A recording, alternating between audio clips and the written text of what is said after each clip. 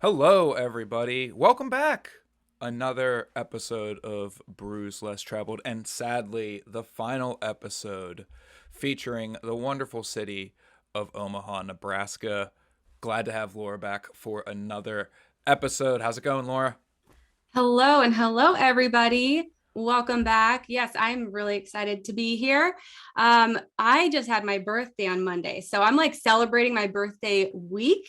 And so this is kind of like a little high note to the end of that celebration for myself. So yeah, happy to be here. you you a big birthday week person? Usually not, but I did it this year.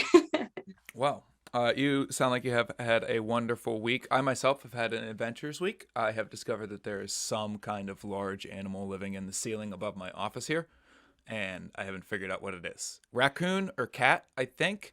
But my neighbors also have a large box trap on their roof, so I think it's somewhat related, and we need to get together and uh, align our attacks and approach to dealing with this large rodent problem. Yeah, I'm not jealous of you on that one at all. As long as I just really hope it's not like a possum or something. I think that would be the scariest thing to find in your ceiling. Like, no, thank you. Hopefully, yeah, it's just a little kitty or even a squirrel. I mean, yeah, I mean, you don't really want it, but It, the thing is, it sounds way too big to be a squirrel. Like you could hear it like moving around up there. Kind of sounds like the cats when they're playing. So fingers crossed. Um, Welcome back, everybody. Shout out to all of our wonderful subscribers that are joining us again. Throw it up in the chat. What do you think is in my attic? Do you think it's a possum? Do you think it's a raccoon? Do you think it's a skunk? A cat? A random animal? Throw it in the chat. Welcome back, everybody. Housekeeping notes. You know how to use the chat by now. Make sure it's switched to everybody so everyone can see your comments and we can see your awesome questions for our guest tonight. And it's wonderful to have you all back. Definitely. And we are going to have a really fun evening tonight. I'm excited to go into the chat in a second, but I want to let you guys know who we're going to be featuring. So today we're going to be featuring Zipline Brewing Company. We're going to have two beers, the Copper Alt, that's a German alt beer, and then the Daaang IPA. Yes, it has three A's. You have to say it that way. It's Yep. mandatory. And later on this evening, we're actually going to bring on the taproom manager at Zipline, Meghan Munyon. So we will bring her in a little bit. But I think that's enough for the housekeeping. Let's get into our first beer. Let's do it. Also got this awesome sticker this month from Zipline included in the box. It says Daaang. Did I pronounce it with three A's or four A's? That might have been four. I don't know. But yeah, Um, we're actually going to start with the Copper Alt beer. So if you guys want to crack that open with us, here we go. there we go. Right. I am excited for tonight. Excited for this style. One of our, as Laura mentioned, this is a what they call a German alt beer. That is the style of this beer. And one of the things we always talk about on our tours and our experiences at our organization is this idea of how many beer styles, how many types of beer are there in the world. Excuse me. And it comes down to there's just being two types of beer. Everything is either an ale or a lager, and there's some debate about that. Some people say wild ales are some other thing, and there's some people say vice yeast should be some other thing, and so on and so forth. But there's one thing that most people agree on in that kind of gray area between the two types of beer, and that is these hybrid styles. A lot of people know Kolsch's or like a American steam beer, a California common beer. But an alt beer is another one of these kind of hybrid styles that is maybe underappreciated. You definitely don't see it on menus as much as you see a Kolsch. Exactly. And yeah, I'm not too familiar with alt beers, but first impressions, I am impressed. I am really liking this. It has, well, it's known for having a subtleness of like a little bit of a chocolate and a hazelnut taste to it. And I can definitely feel that. I definitely feel that in the taste. Yeah, Zipline's description of their Culper alt Mhm. reads a hybrid style between an ale and a lager. This bronze hued brew goes down easy with subtle nuances of chocolate and hazelnut, as Laura referenced there. This beer won a gold medal in 2015 at the Great American Beer Festival, a common topic on this show. We're big fans of that festival, and it's just a testament to this beer and how good of a dedication to that traditional style this is. Definitely. And in our chat, we're getting some good reviews of this beer as well. Dan loves the color, and Kit Kat says, I could drink a few. I'm on that boat as well. Yeah, clocking in at 5.2% ABV. This is definitely a beer you could have more than a few of. We always seem to talk about the weather and then just tie to whether we want to drink the beer to the weather. But it was somehow like almost 70 degrees here where I live in Pittsburgh. This is a beer I would crush all day. Like it's pretty, it's on the darker side, dark brown, but this is definitely a beer I could crush all day in nice weather. It has this thirst quenching finish to it, these nice subtle hints of chocolate and hazelnut and those darker flavors, but the body is light, it's smooth. This is a great beer. Loving this. Definitely. And yeah, same over here. It's been weirdly warm. It was like freezing earlier this week, and then it was really nice today.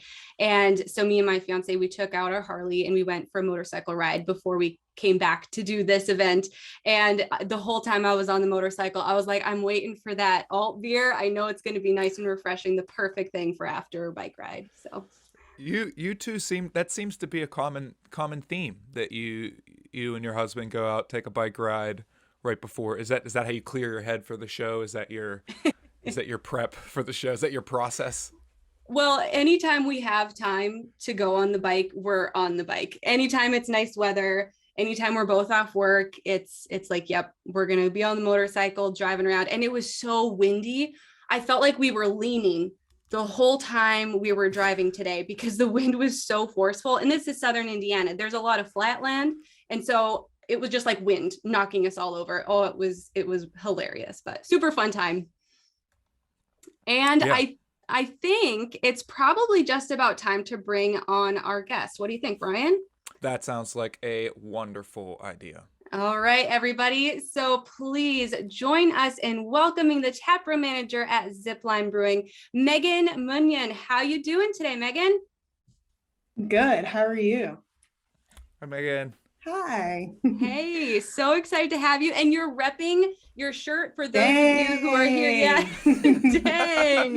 With the 3 A's. I love it. Yes. We're definitely going to have to talk about the name of that beer in just a little bit.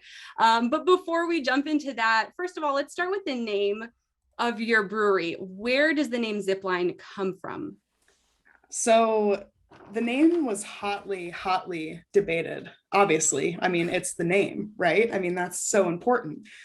And trying to name it something that wasn't necessarily like Nebraska based, right? Because the goal was to distribute out of Nebraska. Obviously we're from Nebraska, but wanting to get out of there a little bit distribution wise.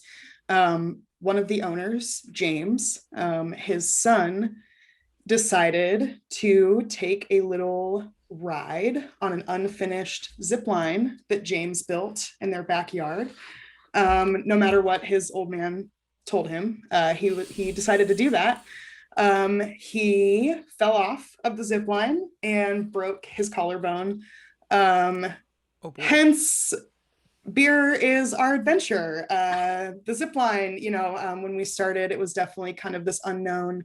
We've been around for, it'll be 10 years in November. And back then, especially around here, we're one of the oldest ones in Nebraska.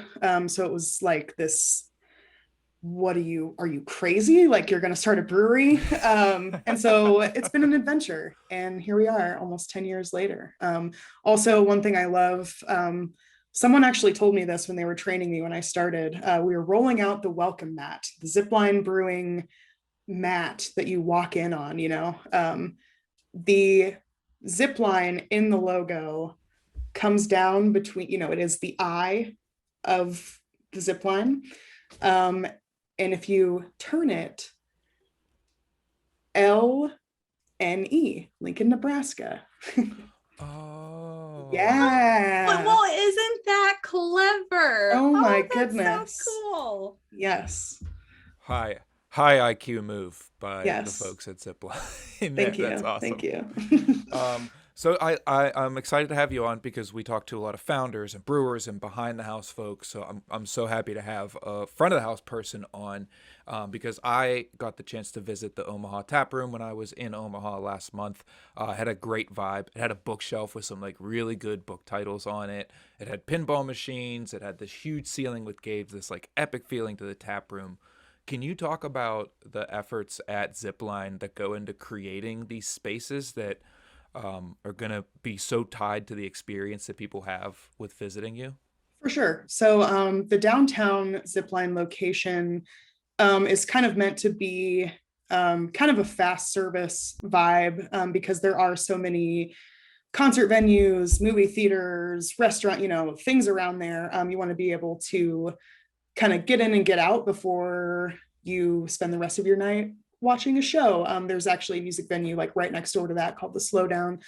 As far as the libraries go, we actually have a pub library in every single location, with all different titles, and we have fancy little library cards where you can get a library card from us, and we just keep a little notebook and you check in and check out books. And so the tap room, I mean, I'm in kind of an office area here right now, but this building houses our original tap room, which was opened in 2013. And actually, the background that you are using is our library space here. These are all of our old beer boards. This is how we display our menu at this tap room. So these are some of the old beers that we've made throughout the years, and kind of our library of beers in the pub library. So I would say this space very closely mimics that location that you went to in Omaha as far as the vibe goes, kind of industrial. Obviously, the brewery is here. This is the only production facility. So every Zipline beer that you drink is made here. So this spot is kind of the window to the brewery, where, if you're here on a Friday afternoon, more than likely you're going to meet the people that are making your beer and packaging your beer and answering emails and questions. And then we have what it is. Yeah, for sure. And then we have another location in South Lincoln called Beer Hall. And that is kind of a German beer hall style spot. So really long tables, again, with the high ceilings. There's some custom like circle lights that are super, super pretty, kind of what that space is probably known for. And that's, I would say all Zipline locations have a very family friendly vibe to them. That's kind of the appeal of breweries, I think, is that there is that late night kind of vibe. But at the same time, on a Sunday afternoon when I'm behind the bar, I do see a lot of families coming in, and we have board games and kids playing Scrabble and drinking root beer, and their parents are having a couple beers. So the beer lounge location in Omaha, which is West Omaha, is the newest Zipline. And that's similar to the beer hall vibe. It's very loungy, a place to just relax, have a good beer, hang out, and yeah, like meet the people that make the beer. And I think that's really the cool part about brewery tap rooms is you know who's behind the scenes. Definitely. I really like that. I'm a reader and I'm a writer, and so the fact that there's like a little library, it's another thing that's just pulling me to go and visit. And all month I've been saying this, I'm going to make a trip. I'm going to make a trip one of these days to visit all of you guys. So exciting. All right, but let's switch gears just a little bit. So last October, 2021, you guys started canning. And so Yes. I would love to know, what were you doing before that? What made you shift, and how's all that going? How's it been? Yeah. So from when we started to October, we were in bottles. And, those worked out really well for us. As you can probably kind of tell, cans have become much more popular than glass. And there's a lot of reasons for that. First and foremost for us, and maybe for me, specifically being kind of a beer nerd, cans will always be better for beer than bottles. Always. Basically, kegs, cans, bottles. That's the order in which you want to package beer. And obviously, as much as I would love to have a kegerator in my apartment, that is not my reality. So cans, okay, fine. So yes, they are light tight. We were in brown bottles, but even those, as much light as they do block out, cans are going to block out all of it. From a sustainability standpoint, they are a 6-pack of cans weighs about 2 less pounds than a 6-pack of bottles, which means that it is less fuel to ship those. And then as far as like recycling goes, it's way easier to recycle cans than it is glass, especially here. I mean, even our companies here in Lincoln, they don't take glass. And so you have to find, I think in Omaha, they might take glass, but then it gets driven to Kansas City to actually be recycled, which is a whole nother fuel thing. And personally, I know when we switched to cans, the thing I was most excited for was, cool, I can fit way more beer in my fridge. Yep. I made it work with bottles, but now I have to spend less time playing fridge Tetris, and I have more time to drink beer. That's what's important. Is fitting great. the beer. Yes. I believe I heard a stat before the pandemic, so I'm sure it's even more now, but the cost to ship a pallet of bottles empty compared to the cost to ship a pallet of cans empty was like 7-1. It was like 7 times more expensive to ship bottles than it was to ship cans. Oh, and yeah, I can't even imagine what it's like now. Yeah. And I have something here. So actually, nearly twice as many cans get successfully repurposed after recycling than bottles. So that is a huge thing. And on another note in that, our bottling line was getting super old. And it just kind of became one of those things for us where it was like, keep putting money into fixing this, or do we just make the switch? And we decided to make the switch. I think it's gone over extremely well. From the retail side, I see more of our off-sale packaging like moving out the door, because, again, it's like, it's the party vessel. It fits that outdoor lifestyle. It even opens up doors for us when it comes to sporting events, concerts. When you go to those things, there are 0 glass bottles, period. The pool, the lake. So cans are just all around better. Definitely. And I like drinking beer. Well, I like drinking beer out of a glass, but if I had to choose between a glass bottle or a can, I'd probably still pick a can myself. Plus, I love the can art. I've been putting all of the can art onto magnets. That is definitely a recurring thing on this show, is talking about magnets as well. I just always bring it up. Sorry, guys. Somebody, Franny, when you're editing this episode, cut in the Jesse Pinkman magnets thing from Breaking Bad. All right, it's time to get into beer number 2.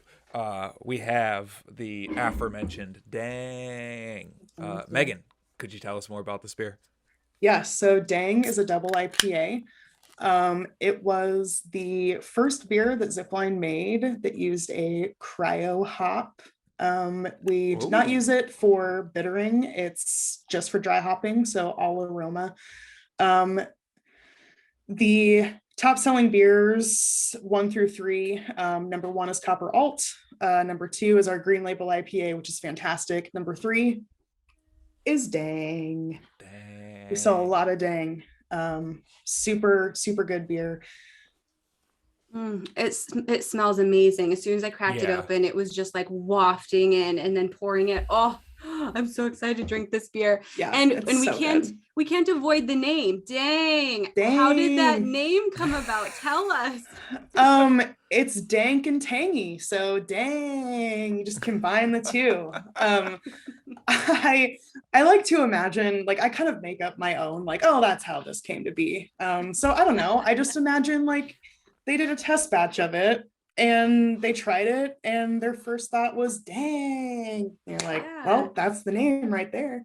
They smelled the aroma. Dang, that's exactly what I did, actually. Yeah.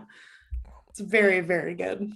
It just jumps out of the glass. And I had this when I visited the tap room in Omaha, and it, like, as soon as I smelled it, just took me right back to my chair at the bar. It's like how memory is so tied to the sense of smell that this beer is like so distinguishable in its aroma for me that it, like, I was immediately back in the tap room, and it is just as enjoyable now in the can as it was on draft back in February.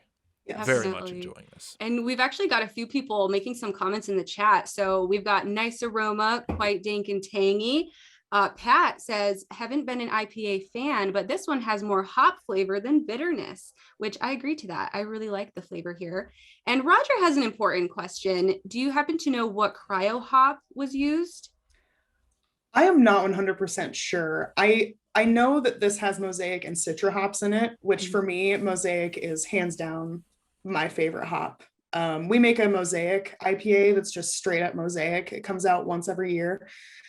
I can't wait for it to come out again. But I think that's why I love this beer so much, is because that Mosaic hop is there, which is kind of the grassy, it's an old school hop. It's super good. Mm-hmm. And Kit Kat says, as a non-IPA drinker, this is pretty dang good. Good play on words there, Kit Kat. Very punny. I love it. It's good we're closing out our Nebraska month with our corniest episode yet. Yeah. Oh, it was going to be inevitable. Yeah. I'm here, so I'm a corny person in general. All right. So we know that Zipline is all about community. I mean, you definitely touched on it when you were talking about the different types of tap rooms and community we have. And just like overall, Zipline is passionate about their place in the community as well. So what projects are in the works? Have anything in the works, Meghan? So as far as stuff in the works, I mean, we're constantly working with different nonprofits, donating money to things that mean a lot to us. We're about to do a fundraiser for Parkinson's here in a couple weeks, donating like a portion of our sales. Kegs for the Cure will come out here and do an event. We're all about really supporting the people that are in our community, drinking our beer, that have made us like what we are today, right? In terms of like, I guess, non-fundraising community things that we do, a lot of us that work here, like over half of us that work here, are an artist in some sense. So we have a concert series out here at this location called Final Friday that happens the last Friday of every month. A couple local bands, we'll have a local food vendor come out. That's super, super fun. You know, a lot of us that work here, we have known each other for years, and this kind of now all working together, it's like coming full circle. And now we see each other every day. So yeah, just giving back to the community that has supported us for all this time, especially like now that we're able to do that, you know, through COVID and stuff. Obviously everything was like, and one of my favorite things that Zipline did was called Local Time Live, where you could literally like order a concert to your house to be performed in your driveway. Wow. Yeah. So just stuff like that. You know, it doesn't always have to be like fundraising or having events. It can be things, just morale things, you know, things that are fun, things that remind you that like everything's gonna be a-okay. Definitely. Oh, that's so good to hear. I love that you guys do so many different things, and you hinted at it. Almost everybody is an artist. What is your art form? What do you do? So I've been playing music forever and ever and ever, since I was super small. And that's the case for a lot of us. We joke all the time about like starting a Zipline band. It might be less of a joke than I'm painting it to be someday. If I had my way, we would start just like a Steely D cover band. Like it would just Oh, be, yeah. um, yes. yeah, our brewer makes beats. Check out Killer Tame. I'm gonna plug him really quick. He would probably hate that, but that's just how it is. Sorry, Brendan. That's just how it is. Um, Kit Kat asks, what instruments and style music do you like playing? So I'm a vocalist, tried and Yeah. true. Um, we're a loud rock band. There's a little bit of everything. One of the guys that works here plays in kind of this I don't know how you would describe it. Futuristic, um, just weird. And if you Are there knew, costumes involved? yes, Oh, yes. Yes. They actually all wear these like Adidas tracksuits. Um, it's wild. It's that's wild. amazing. Yet another Can you um, reason plug to that go and band? Plug visit. that Yeah. band. There's Things First. There's Things First is that band's name. And our marketing director, Craig, plays in that band. Unmanned is another Zipline band. My boss, Kelly, plays in that band. I got to give a shout out to Kelly because he's amazing. He's saved in my phone as Kelly the Hero. So if that tells you anything. Impressive. Yeah. So yeah, we're just a brewery full of band nerds, full of artists. So when we talk to people, Kansas City was the city we featured last month, and when we talked to a lot of people, that there was such a connection with artists and breweries and local breweries, and a lot of people say that beer is so much art, but I feel like that there has to be more nuance to that connection. And what do you think it is that draws artsy people, musical people to the brewery scene, especially local breweries? I think it's just another creative outlet. And I think that, I mean, for me, it's like I grew up in Lincoln.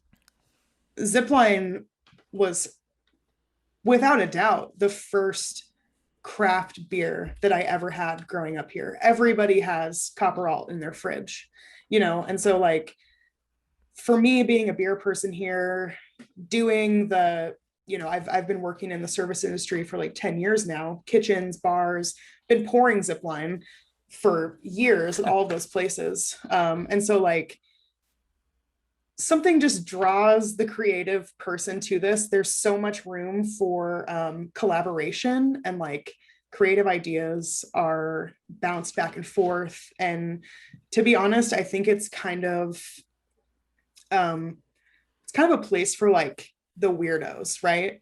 Like the misfits that are totally skilled and like smart enough to be working in offices and running businesses, but like there's just something about that lifestyle that's like boring beer. Like I know like during COVID was honestly the first time that I was like, oh no, I'm gonna have to find something else to do because like bars are closed. That's what I do. And like ultimately it was just like, yeah, but beer. Like that's what you truly love. And being the front of house, and talking to customers, and like even dealing with the customers that you're like, oh man, it's like all of it's worth it when I come here every day and see these people that I'm surrounded by, and we are all just like the best team ever. Zero Yeah. drama. It's awesome to be here. I'm super thankful to work here and to know these people and all these creative weirdos who Well, make great beer. we're excited that you're working there because we get to talk to you. And I think that's one of the things I just love about this podcast is that everybody has that same or similar vibe. And it's just like this laid back community, this camaraderie that we all have. And once you step into the hospitality industry, it's really hard to go out because of that type of community that is built around the creativity, around the artist. So I love this community. And so does people in the chat. I'm seeing people right in there too. So much fun. Yeah. So we read that Zipline earned a zero waste certification through a program that was led by the local government there in Lincoln. Yes. Could you tell us more about that certification and what it means for Zipline to be a zero waste company? Yeah, so the City of Lincoln Solid Waste Management Division certified us as a zero waste facility, meaning that 90% of our waste is recycled. Actually, one of our founders served on the sustainability board on the Brewers Association a few years back. Another one of our owners actually is a lawyer and does water law. So Like maritime law? No, I'm joking. Like I was making a pirate I was joke. like, oh no, I was not prepared for that question. I don't know what that means. Okay, good. Um, yeah, so I mean, probably one of the coolest things that happens here a couple times a week is like, I believe his name is Farmer Dave. Someone that works here will correct me if I'm wrong. He shows up with his truck and he picks up our spent grain and then puts it on his farm. Things like, again, switching to cans, finding any way we can to use the least amount of resources and impact our environment the least amount possible, are super important to us. Yeah, I don't think a lot of people know the amount of waste that gets produced just brewing a batch of beer in terms of wastewater and the brewing process and the cleaning process, the waste that goes into packaging. So for a brewery to not only have their focus on making the best beer they can, but also doing so conservatively in the waste sense is admirable and just shows how much more, just shows that much more that Zipline, really cares about their place in the community. Yeah, 100%. Super focused on that. So I have an off the wall question, or not an off the wall, off the script question. Okay. We have the Copper Alt, we have Daaang here. Are either of these your favorite beer that Zipline makes, or do you have another beer that you really love that Zipline makes? Um, oh man, my favorite beer that Zipline makes is the Mosaic IPA, hands down. My favorite beer that Zipline makes that is always available is the regular hazy IPA. It's just called hazy IPA. We have another year-round beer called Cloud Lifter that's also super good and is a hazy IPA. But the regular hazy IPA, it's like, I don't consider a lot of IPAs to be like they might be refreshing, sure, but they're not necessarily crushable, right? The hazy IPA is like super dry, a lot of grapefruit notes to it, chuggable. And it's like it's an easy 5.5%. I also drink a ton we make a beer called Local Time, which is our low cal, low carb American light lager. Super good. They say like doesn't sell out on taste is kind of the whole thing behind that beer. That's my video game and beer. That's my couch beer at home for sure. It's 4%, super easy, and I can still drive my car in GTA while I'm drinking it. So that's the most important part. I would be remiss if I did not mention Pickle Time. Shout out to Jason here, who actually put me in touch with you. He's our sales distribution guy. Pickle Time has taken the world by storm. It is our local time with pickle juice added to it. You would not believe. I don't know if you ever had a pickle beer. Yeah, I have. I'm a fan, most certainly. I don't think there's any Zipline beer in history that sells out as quickly as Pickle Time. So be on the lookout for Pickle Time. It's coming back. It's coming back. Pickle Time. I'm liking the name. I Pickle might Time. have to try it. My guy, he has like a phobia against pickles, so I can't guarantee it would ever make it inside my house. But when I'm over there visiting, I'll have to make sure to try it out. Wait, just pickles in particular, and any pickled vegetable, or just pickles like? He won't eat cucumbers either. If it's in a salad, he'll send the salad back. He'll be like, nope. So no cucumbers, no pickles. Wow. Yeah, very. Oh, if we're in a restaurant, I've got to like warn the person, like he will send back his food. He will make you remake it. If he can taste the pickle juice on the burger, he will make you remake that burger. So that's his phobia though. Oh, too funny. Okay. But Meghan, we want to talk to you about this one thing. We ask all of our guests this question.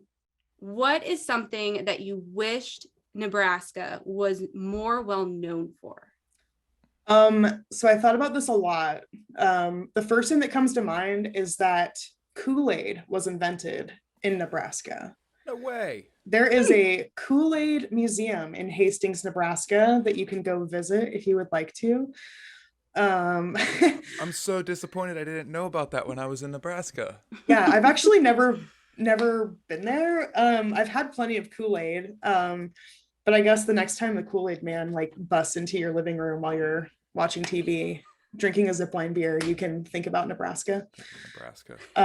Let's see. Also, Malcolm X was born in Omaha. That's cool.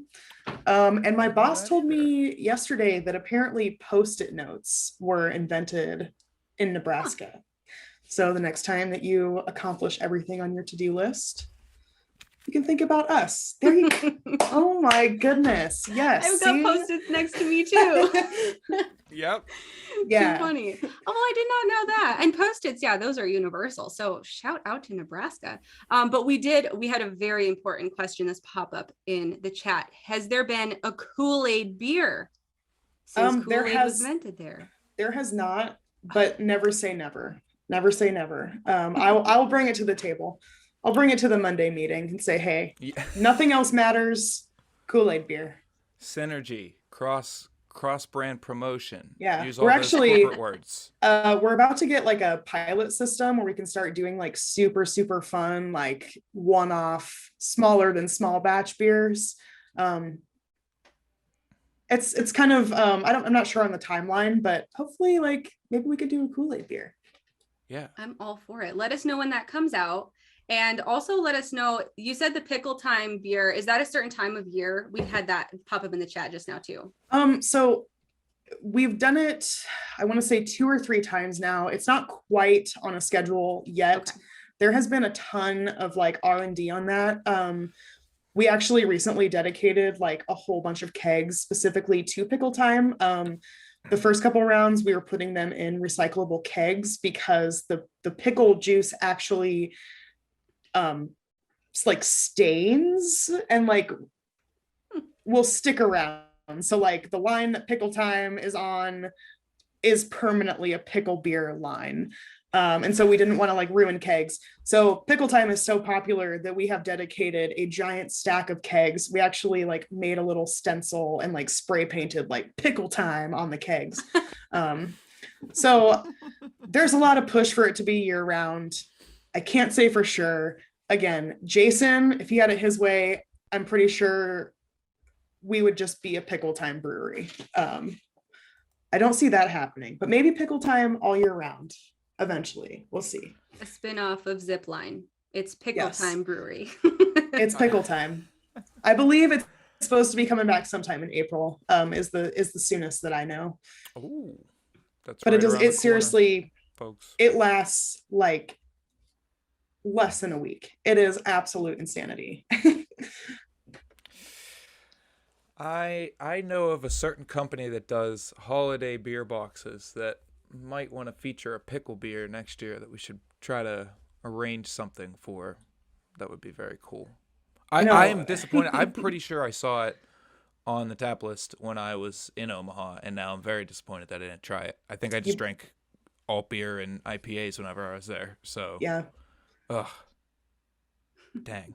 We have to figure out too, there's been a lot of push to like put Pickle Time in cans, but again, the issue being like, well, it makes everything taste like pickles and our canning line has a lot of tubing in it. So it's like, how do we, I don't know though. We might all be dedicated enough to the cause that we will hand fill cans if we have to. No promises, but. I was literally just about to say, I will come and hand fill cans. All right. No promises. But I make the schedule. So you just tell me your availability and we'll get that worked out. Okay. You're more than welcome. Well, I am going to have to put in a PTO request off tomorrow to go package Pickle Time beer. But that's wonderful. Megan, thank you so much for joining us. Plugs, where can people find Zipline beer?